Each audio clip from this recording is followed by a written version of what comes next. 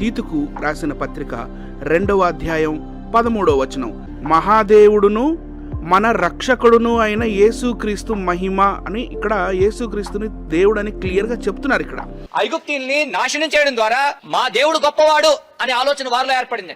మీరు వెళ్తున్న ప్రాంతంలో ఉన్న దేవతలు దేవుళ్ళు అనబడిన వారి కంటే గొప్పవాడిని అని దేవుడు తన గురించి తాను చెప్పుకుంటున్నారు. అందుకని ఉపయోగించాడండి యెహోవా మహాదేవుడు అని. అంతే తప్ప సాధారణంగా సింపుల్ గా అర్థం పర్థం లేకుండా అక్కడ యెహోవా మహాదేవుడు అన్నట్లుగా తీతు పత్రికలో మహాదేవుడు అని చెప్పలేదండి. నా అంతటా నేనే ఏమీ చేయలేను అన్న వ్యక్తి మహాదేవుడు ఎలాగవుతాడు? అయ్యా ఆస్కారం ఉందా? అవకాశం ఉందండి. నా తండ్రి అధికారం ఇస్తేనే గానీ ఏమి చేయలేను అన్న వ్యక్తి మహాదేవుడు ఎలాగవుతాడు? మహాదేవుడు అవుతాడా? బైబిల్ కసలో కాన్సెప్ట్ కసలో సరిపోతుందా? మహాదేవుడు అంటే పదం కాదు, పదం పలికేసి మహాదేవుడు అనుకో.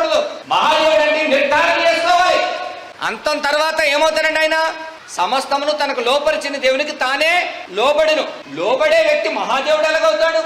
ఏంటండి ఏం మాట్లాడుతున్నారు? అసలు చదివారా మీరు నిజంగా బైబిల్?